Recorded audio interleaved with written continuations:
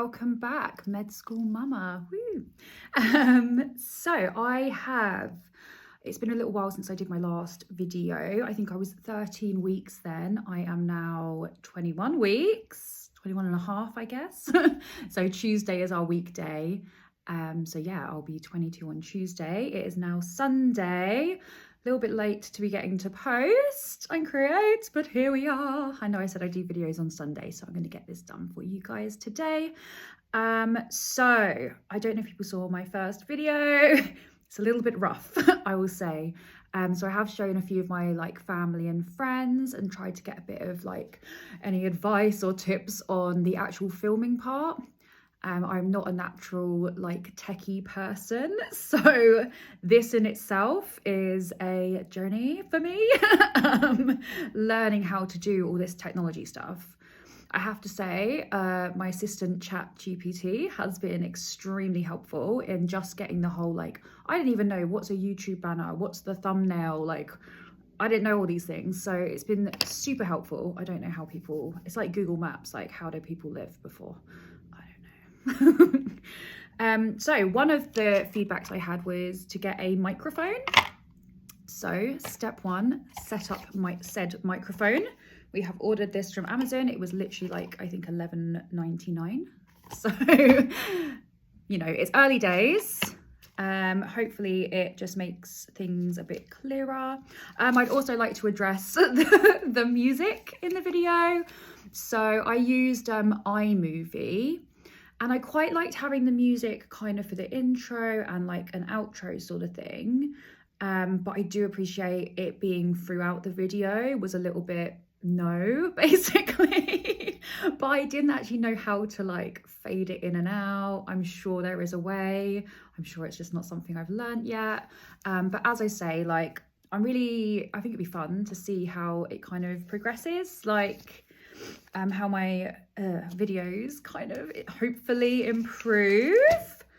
I've also been advised to I use iMovie. To be honest, I didn't find it that easy to use. I found stuff quite limited, like I say, chopping and changing music. Again, it might be me. I don't want to diss iMovie. Maybe it's great. Maybe you can make all kinds of great things. So I've been advised by a couple of people, what is it? Oh, it's called Cut and Shop or something. Oh my God, I can't remember, but something like that. But I'll CapCut, which apparently all the TikTokers use, things like that. Also been advised to maybe start a TikTok. So we might try that as well. Down with the kids. But yeah, all a big learning curve, all of this. But yeah, follow me on my journey. Navigating technology, medicine, and baby. Woo!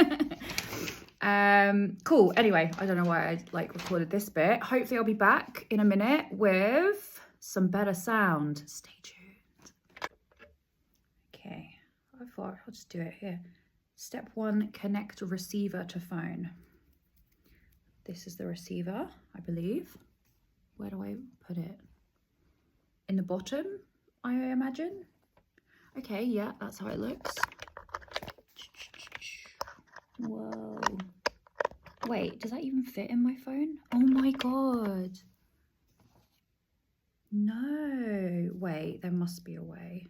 Because they've given me this other one. Aha. She's learning. Look, you can actually pop this on because I don't have that kind of iPhone. I have this kind of iPhone. Woo. So pop that on there. Nice and easy. Oh, is it popping off? Don't pop off. Right. In we go. Ah! Right.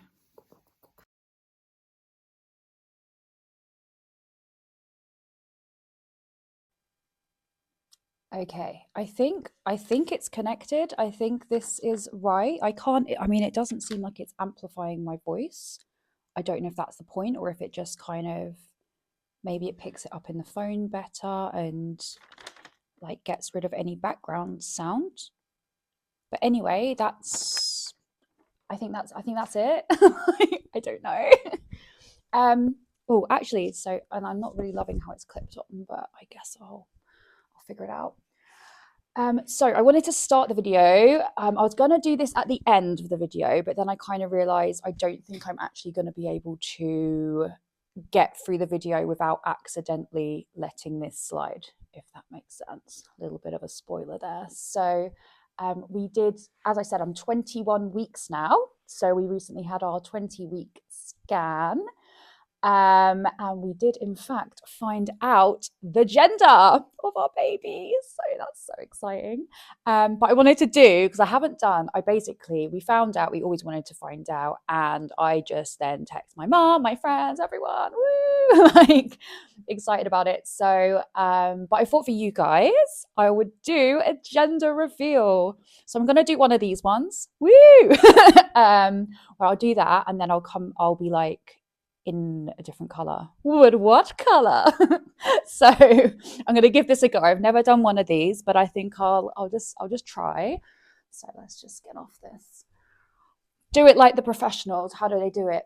Ooh, woo, what's it gonna be? Come and woo. All right. Woo, it's a girl, baby girl. So excited. As we can see, there's a little bit of a, do you know what? I think I've like only just got past the stage where it's like I am pregnant, not just bloated. Boobs as well are looking, well, it's a free boob job with every pregnancy apparently. So that's fun. Oh! But yes, baby girl, we are so excited. I've got to say, Jack was, as I feel like most boys do, they kind of want a boy, don't they? But he's been very reassured. We went to a wedding recently, and quite a few of my friends' partners are girl dads, and they were like, "It's the best, bro, la la la." So I'm glad that he has been reassured, and he's feeling a bit better about that. So yes, exciting time. Sorry, I felt my boobs are quite distracting. I didn't have many pink things, so this is what we're working with. Hello, sorry, I was just trying to fix the boob situation. So, okay, back to babies, baby girl. I did actually want to just kind of reflect on, I guess, a few things from my first trimester, and also just talk a bit about basically just how it's going so far. So, with the first trimester, I would say, especially for anyone who is at medical school, if you have the luxury of kind of planning a bit more, I will say something I was completely unaware of is the tiredness. You are going to be tired. Like those first kind of 12 to 15 weeks, I would say, I was exhausted. And I'd kind of be like, okay, I'll have like a 20-minute nap, and it would end up being like 4 hours later. And this was kind of in my peak revision time. So we had our end of year exam on the 19th of June. And I kind of found out I was pregnant, and I was about 4 weeks by then, I think, 3-4 weeks, kind of beginning of April. So I was shattered, like exhausted throughout my revision time, and that was when it was kind of like, you need to be revising every minute of your life. So I was that was a struggle for me. So advice wise, if you are planning a baby, and if you have a big exam at this time, I know obviously life just throws us whatever obstacle and we can't always plan these things, but do try and avoid it. If you have a big exam, try and like avoid first trimester in those weeks or months leading up to it, because it is tiring. Second trimester though, which I'm currently in, is lovely, to be honest. I feel like I have heaps of energy. It's quite cute because like you've got a bit of a bump, like the bump's coming in. I'm feeling her move. That is probably the best thing I would say, is feeling her kind of moving about in me. Because I do feel, and I've spoken to a few other friends who are recently pregnant too, and we're all just like, you know you're pregnant, you've done the test, you're pregnant, like, but you don't feel pregnant. You're kind of just like, am I? Like, there's no real signs that kind of tell you, yes, there's a little person in me. So it's nice when you go to the scans and you can see, oh, look, there's a baby thing in me and it's moving. And yeah, it kind of just makes it more real. So then when you can feel that as well, like that is pretty nice. I love it. I did want to speak about something that's a little bit, I don't want to, I guess, trigger warning maybe, but it's something I have been very nervous about since kind of learning a bit more. Again, okay, I want to just reiterate the fact that I am first going into second year medical student. I am not a doctor. This is something I came across in my revision and something we studied embryology. Basically, okay, so I didn't know that I was pregnant for the first few weeks. And it was actually my birthday in that time. I was drinking quite heavily. I will say I drank quite heavily in that time. And I think you always hear, obviously, everyone knows you can't really drink when you're pregnant. Like, that's a no-no, drinking, smoking, things like that. But I think what I didn't realize was how crucial, like, unfortunately, and this is the thing that sucks, is because, like me, like a lot of people, probably for the first few weeks, you don't know you're pregnant. It's only when you miss that period that you start to think, could this be a baby? Like, but I do wish on reflection, because, you know, we weren't taking precautions, shall we say. I wish I had kind of done a test earlier, or at least just been a bit more mindful of the fact that I could be pregnant. But I think at the time, I didn't think we'd fall pregnant so quickly. You just think it won't happen to me. I don't know. It was, yeah, probably a bit irresponsible, but that was what happened. And I'm sure similar situations happen to a lot of people. But my point being was, you know, alcohol, it's actually something known as a teratogen. So teratogens are substances that can sort of alter the DNA code. There's different like signaling pathways. I won't go too much into it, firstly because I'm not confident with my knowledge of it. But what it burns down to is, I think, you know, as an adult, you know that alcohol is bad for you. And so to limit your alcohol intake because it's bad for you, but you don't really know the specifics of why. And I think particularly in embryology, it is quite crucial in these early stages because this is where these organs are developing. And alcohol is one of these substances, these teratogens, which can alter those DNA codes. And it can lead to things like birth defects and kind of abnormalities. So for me, I have been, you know, I'm still like so worried about what my early alcohol intake may have done to affect the kind of development of my baby. And like I say, it just sucks that it's the first 3 to 8 weeks that are kind of the most crucial time period where you are growing things like the organs. Well, you're not, well, I guess you are, the baby is anyway. So I just kind of wanted to, I don't want to scare anyone. Obviously, people used to drink and smoke this throughout pregnancy, and their babies are absolutely fine. It is a risk factor rather than this will definitely happen. So I really, really do not want people to panic. I have been panicking a little bit myself, because I think it's natural too. But yeah, I guess my reason for kind of highlighting this is for anyone who is trying for a baby or thinking about it, just to be really aware that it's not, oh, yeah, it's a little bit bad for the baby. It's something that can really affect the growth in those early stages. So it is important because I know there's a lot of, you know, different advice out there. Oh, you can have a glass of wine here and there. And again, I will say the dosage and the time frame. So like I say, those early weeks, and obviously the higher the dose, the bigger your risk is going to be, like anything in life. So yeah, I just kind of wanted to bring a bit of like awareness to that because it's not something I knew. I just thought, oh yeah, alcohol's bad for you. It's bad for you as an adult. It's bad for the baby. But I didn't realize just how bad things can be or could potentially be. So I just, yeah, wanted to bring a bit of awareness to that. If you are being careless like I was, maybe take a pregnancy test, even though you don't think so. Or just, be like, I could be pregnant. Maybe I shouldn't drink a bottle of wine, which I must say, I drank a few bottles of wine of an evening in those weeks. So, yeah, I am concerned.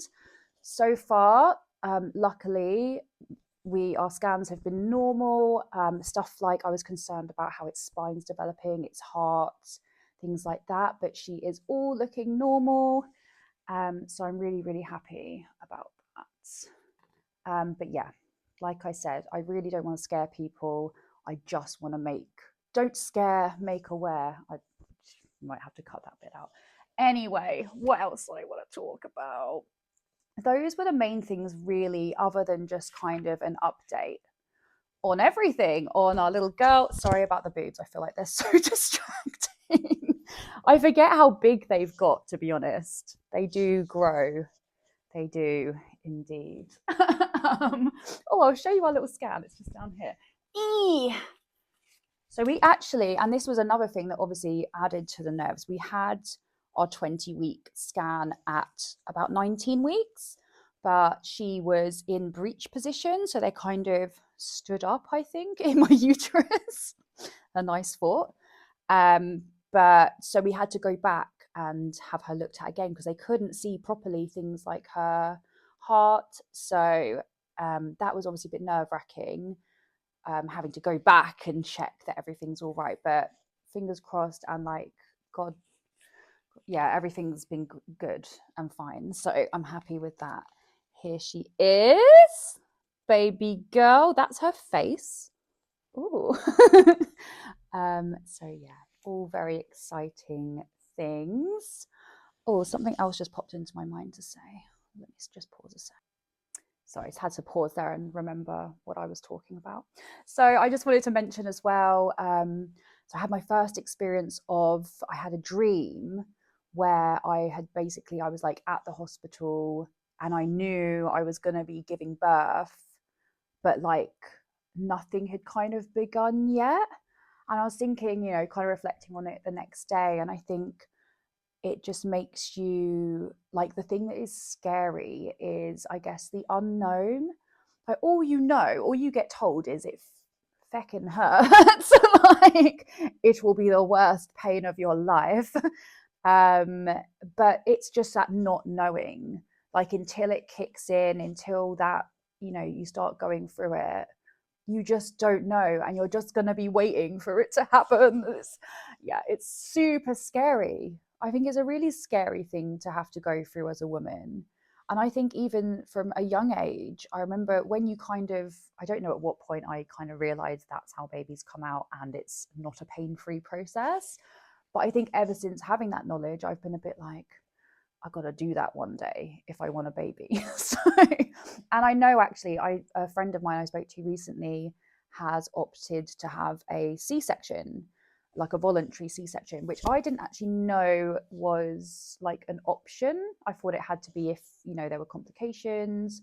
But I would like to go the natural way. I have another friend, she's had 3 babies and she had them all in a birthing pool, which you're actually not even allowed an epidural for. You're allowed gas and air, but she's the best person to speak to about giving birth. She's like, it's magical, Anna. Like, once the baby's out, the high you have. And so yeah, I'm hoping myself, like, I love the sound of that. Like, so I quite like this whole water birth. I like the idea of not having to have an epidural. I think when things are happening, I might change my mind on that. And there's obviously no shame in, taking all the help you need. We're doing an amazing, crazy, amazing thing. So yeah, no shame. Also, I guess I haven't really spoken about medicine too much. So I have passed. I'm officially on to second year of medicine, which is crazy to me. I feel like I just moved to Bristol. I feel like I just started this course, and obviously with everything that happened last year, I it's just flown by.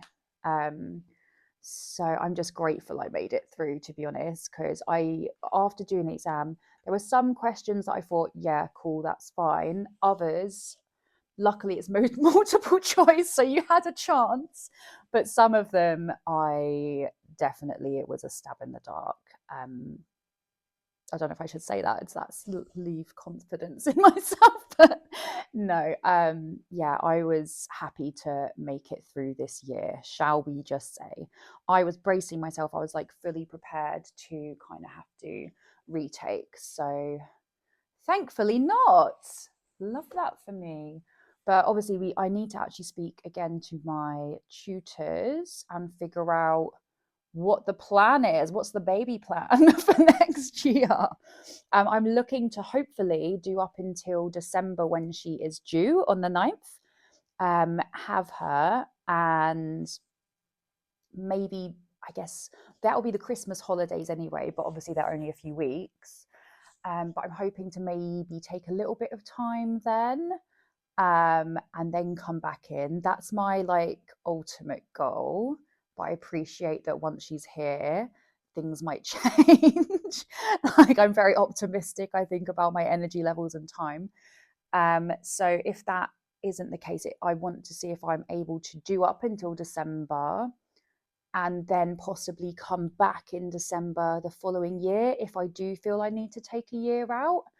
But I guess the things with that, we just need to clarify that that's going to be an option, because I don't want to end up paying the fees up until December, doing all that work just to have to do it again. So that is what we are in discussions about. And I can't actually kind of speak for all med schools. So I am at University of Bristol. Highly recommend, by the way. I'll probably talk a bit more about that another time. I won't digress too far. But yeah, I'm sure other med schools might have different kind of procedures when it comes to pregnancy and all kinds of health things.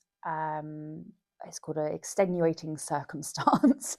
But I think a lot of unis these days, they're very inclusive. We're very looking to do the best for everyone and support everyone as well as they can. So yeah, these things are possible, but I will let you know. It's probably on my to-do list for today. I need to email and kind of chase that up, as we are in August now, and I start again in September. Also quite exciting, especially given that I'm kind of starting up this YouTube and stuff. So we do something called our Student Choice Award, like projects. So we do these student choice projects, and it's where you do 3 weeks, kind of like an internship sort of thing, on something you're more specifically interested in. And there was a whole range of stuff. And you just put down a list of like 7 or 9, I can't remember, but there were so many different things to choose from. But I actually did put as my first thing was media in medicine.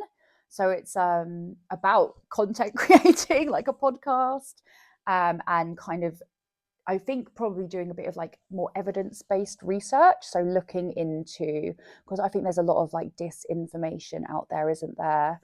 A lot of people saying they're Dr. So and so and they're not, or just kind of, it's easy to take studies and take information and kind of bias it towards the result you want.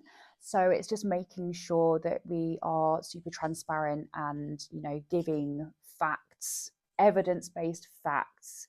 So this is, based on countless studies. They all point towards this conclusion. We've looked at other factors that could be kind of like confounding with that. And, basically, yeah, accurate information, not someone just saying words to scare or to, create their own narratives. So yeah, I hope to always like bring honesty. And as I say, I always kind of just like reminds the level that I am at. I am not a doctor yet at all.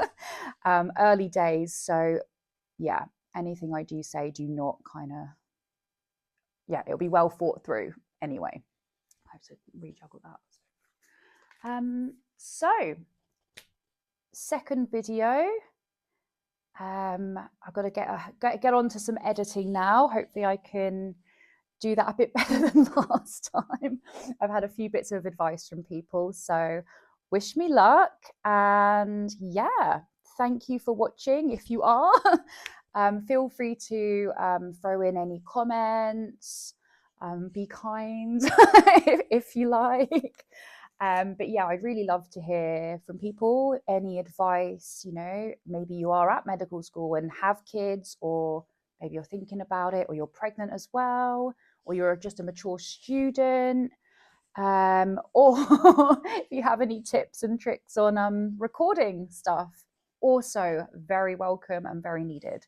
So yeah, great to see you, and thank you. Until next time, hopefully, not hopefully, next Sunday. See you then. Thank you.